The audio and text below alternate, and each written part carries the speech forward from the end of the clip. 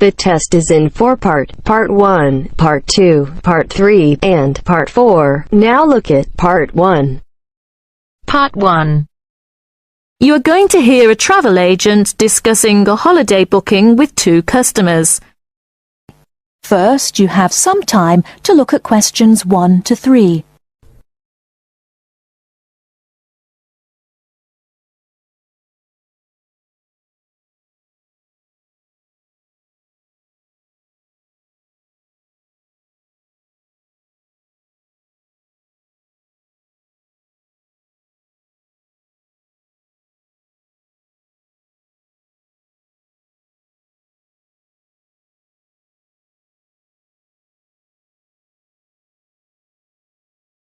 Now we shall begin. You should answer the questions as you listen, because you will not hear the recording a second time. Listen carefully and answer questions 1 to 3. Good morning. Can I help you? Yes, good morning. We'd like to book a holiday for July, please. Certainly. Where did you have in mind? Oh, well, we haven't thought a lot about it, really. We'd just like to go somewhere hot, you know, and it must be in July. I see. Well, let's get the dates cleared up first, then we can see about availability. What part of July were you thinking of? Oh, well, you see, we have slightly different holidays. I've got the whole month except for the last 5 days, so I could go from the 1st to the 26th. But my friend here doesn't start until the 7th. So I suppose it will have to be the middle 2 weeks, really. Yes, but I've got to be back before the 23rd. Okay. Now, let's find a destination. Before you hear the rest of the conversation, you have some time to look at questions 4 to 10.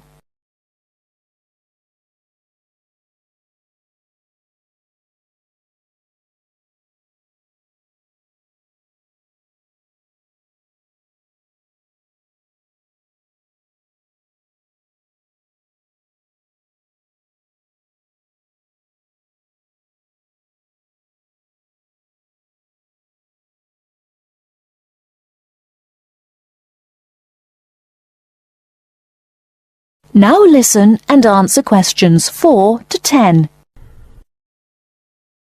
Any preferences? France? Italy? Oh, not France. We went there last year and it was absolutely packed with teenagers, making noise and getting drunk all the time. Yes, it was terrible. We definitely want somewhere quieter this year. Well, of course, it depends more on the resort rather than the country. There are resorts in every country which cater for the family or the slightly older person. They're usually a shade more expensive, though, as you might expect. Oh, well, we don't mind paying a bit more if it means more peace and quiet, do we? Definitely not. It'll be well worth it. All right, let's have a look at what we've got on the computer. July. Was it 10 or 14 nights you wanted? Oh, the fortnight, please. Right. Well, let's start with Italy. We've got 14 nights bed and breakfast in Sorrento for £345 from Manchester on the 14th. Or we've got... No, wait a minute. That's no good for me. We wouldn't get back till the 28th, and I've got to be back at work before that. Ah, yes. How about Sweden? 2 weeks, half board? How much would that be? That would be £540 from Manchester again. Well, 540... that seems too much. Well, madam, there's a surcharge for the airport, and it has a 5-star hotel. Oh, well, it's a bit over our budget, really. All right, let's try somewhere else. How about Portugal? Oh, that sounds great. We've never been there before, have we? Let's see now. We've got 14 nights in Albufeira, half board, from Gatwick, for £385. Albufeira? Oh, wait a minute.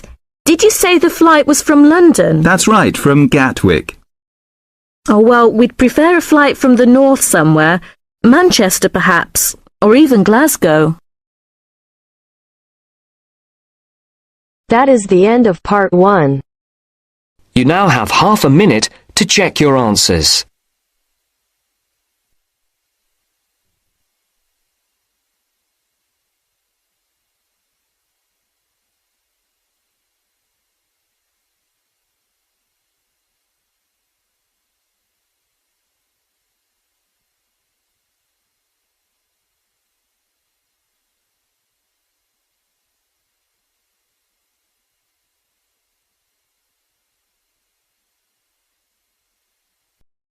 Now turns to part 2.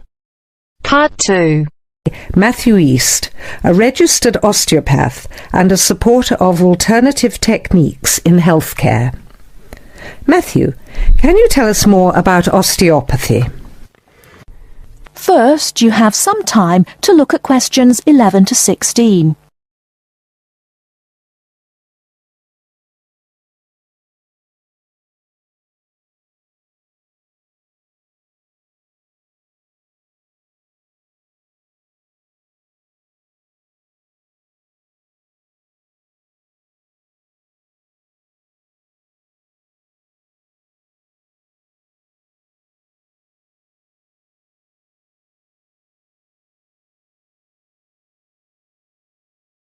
Now, listen carefully and answer questions 11 to 16. Over the past 50 years, there have been some radical changes in medicine as it is known in the West. This is largely the result of vast improvements in technology, but also in the rising importance of alternative treatments. I have with me today Matthew East, a registered osteopath and a supporter of alternative techniques in healthcare. Matthew, can you tell us more about osteopathy? Well, perhaps the first thing I should say is that the term alternative is actually a little misleading, as I am referring to approaches and attitudes to health that were in common use long before Western medicine was established. I prefer the term natural. Anyway, I'll begin by telling you a little about osteopathy. Basically, osteopathy is the manipulation of muscles in order to alleviate stresses and tensions that lead to pain. Now, unlike Western medicine, osteopathy considers the whole body, not just the affected area, and this is a very important principle of natural remedies. The whole body must be considered before a course of treatment can be decided upon. You see, the aim of therapies like osteopathy is not only to repair the body, but also to get the body treating itself. And this does not come from treating the symptoms. To give an example, I recently treated a 2-month-old baby who was screaming all day and was even worse at night.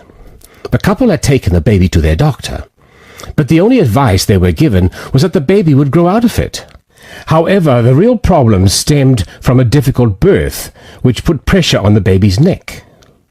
After 10 minutes of gentle manipulation, the pressure was released, and within 20 minutes the baby was quiet and calm for the first time. This was achieved without drugs or operations. Avoiding such invasive methods of treatment highlights another of the differences between Western medicine and a more natural approach. You see, Western medicine often uses surgery in order to find a solution to problems that could have been addressed with simple remedies. A medical approach that looks closely at how essential an operation is before it is performed would offer patients a considerably less stressful method of treatment, not to mention the financial savings.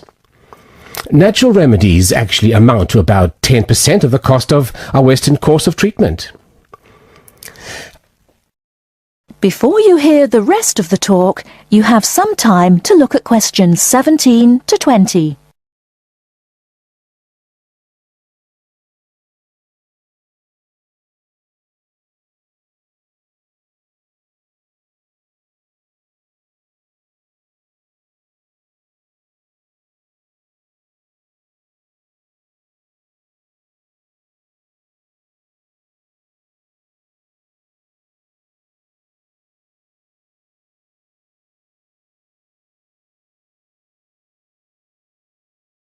Now listen and answer questions 17 to 20.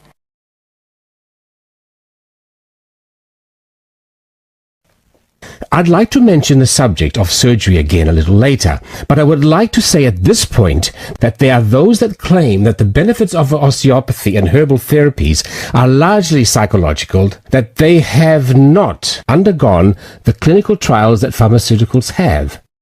To answer that, you only need to look at the example I gave earlier of the baby that stopped crying less than an hour after treatment, but was obviously far too young to react because of purely psychological factors. Another example can be seen in the successful use of acupuncture in the treatment of animals. In response to criticism regarding clinical trials, it is worth noting that the power of pharmaceutical companies is such that, although some drugs fail the standards required of them, they are sometimes still prescribed by doctors. Moving on to another point, it should be stressed that natural remedies, in addition to having no side effects, can also be applied to any patient. Now, I'm not suggesting that the same treatments are used indiscriminately.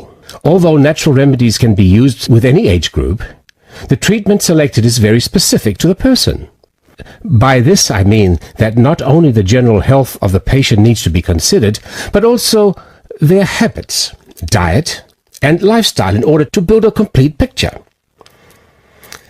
However, I am not suggesting that we should reject Western medicine entirely. In fact, there have been occasions when I have referred patients to their doctor, as I felt that in those cases it was the most suitable course of action. There are many situations in which it is by far the best option. Take emergency surgery, for example. Obviously, more natural remedies do not provide the speed required in such cases.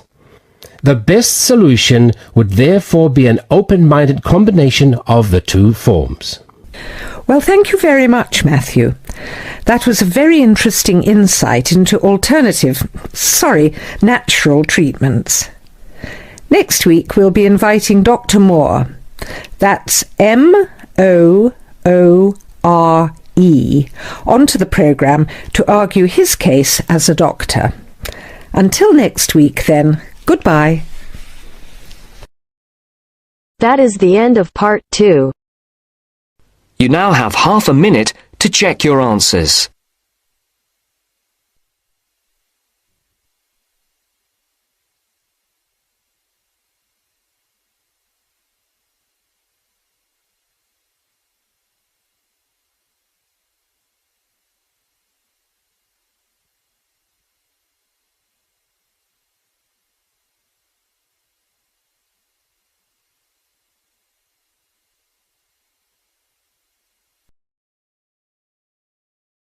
Now turns to part 3.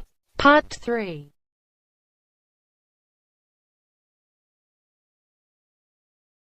You will hear a discussion between a business student called Marco and his personal tutor about the courses that Marco should take. First, you have some time to look at questions 21 to 23.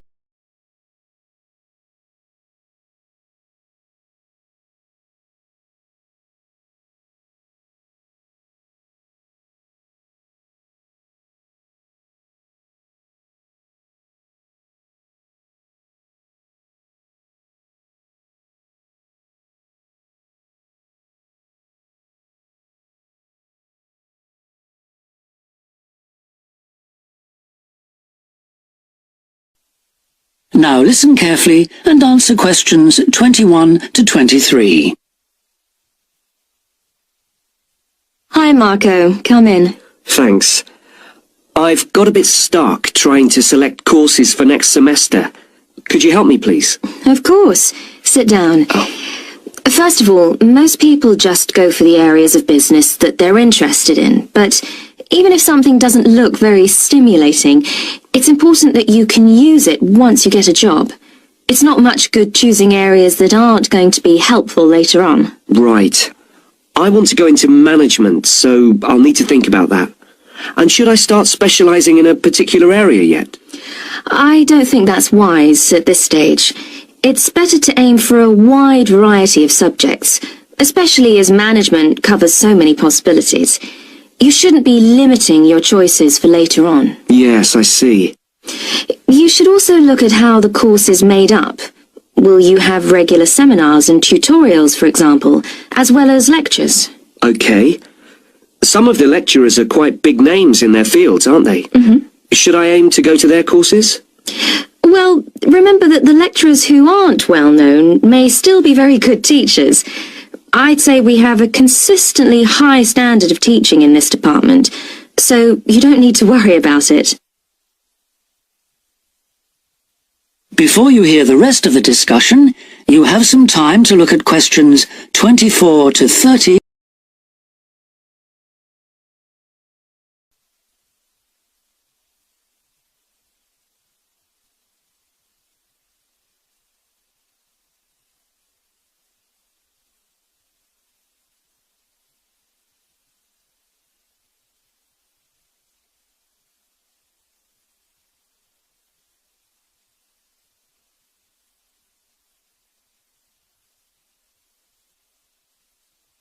Now listen and answer questions 24 to 30.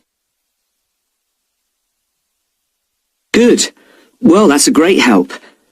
Now, last time we met, you mentioned doing team management, didn't you? That's right. I'm still quite keen on the idea. Mm-hmm. The trouble is that because of changes in the content of various courses, team management overlaps with the Introduction to Management course you took in your first year.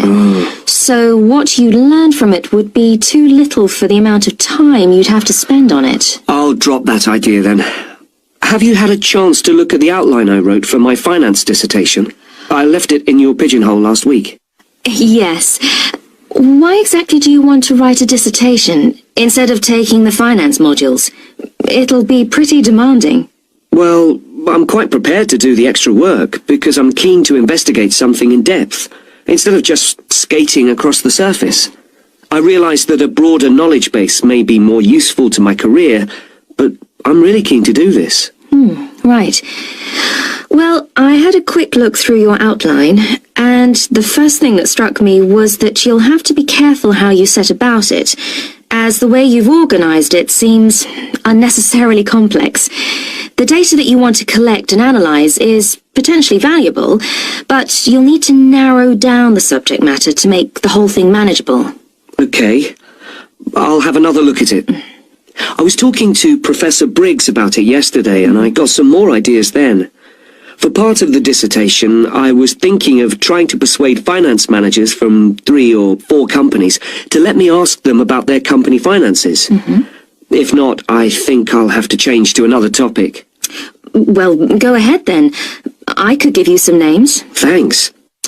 Now, let's talk about practicalities. Your dissertation must be finalised by the end of May, so you should aim to finish the first draft by the end of March. Is that feasible? Yes, it shouldn't be a problem. I'll need to register for the dissertation, won't I? Is that with the registrar's department? No, it's internal to this department, so you just need to let the secretary know.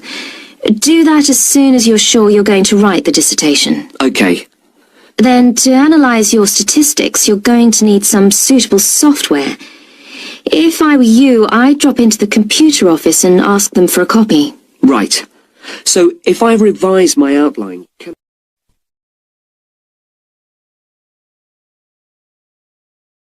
That is the end of part 3. You now have half a minute to check your answers.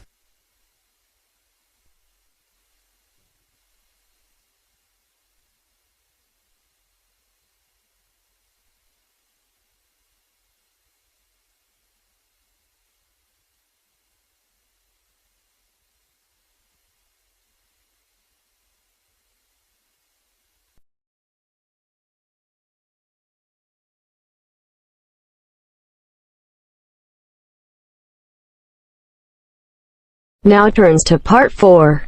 Part 4. You are going to hear a talk about security in the UK.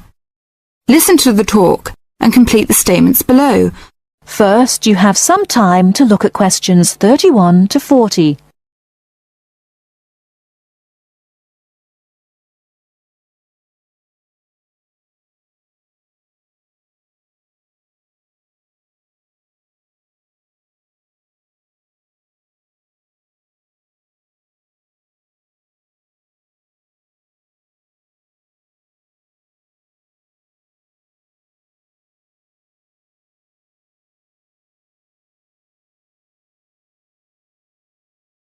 Now listen carefully and answer questions 31 to 40. In large cities, for instance London, and crowded places such as airports and stations, there is the risk of theft.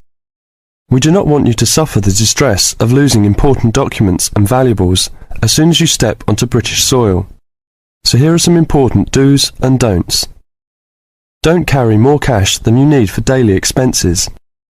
If you stay at a hotel, do ask the manager to keep large sums of cash, documents and valuables in the hotel safe and give you a receipt for them.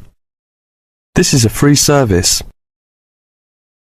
If cash is stolen, it is very unlikely to be recovered. Do keep separately a note of the serial numbers on your traveller's checks, so if they are lost you can inform your bank. Do take particular care of bank and credit cards. Do carry wallets and purses in an inside pocket or a handbag. Don't ever leave a bag unattended and make sure it is securely fastened when you are carrying it. Do carry jewellery and valuables such as cameras, radios and typewriters on you or with you and keep a note of any serial numbers. Do take special care of your passport, travel tickets and other important documents. Documents are at risk particularly at airports and stations where it is obvious that most people will be carrying them. Do make a note and keep it in a safe place of the number of your passport, its date and place of issue. This makes replacement easier if you are unlucky enough to lose it. If you don't want to carry heavy luggage around with you, you can leave it in a luggage office at most large stations and pick it up later. Keep the receipt so that you can reclaim your luggage. Check the opening hours or you may find your luggage locked away when you need it again. If you lose any of your luggage in transit, take this up immediately with the officials of the airline or shipping line. But don't worry too much. 98% is found within 3 days. If you lose anything, go first to the lost property office at the airport or station, as it may have been found and handed in. If you lose your luggage in the street, or suspect it has been stolen rather than gone astray, find the nearest policeman who will advise you what to do. That is the end of part 4.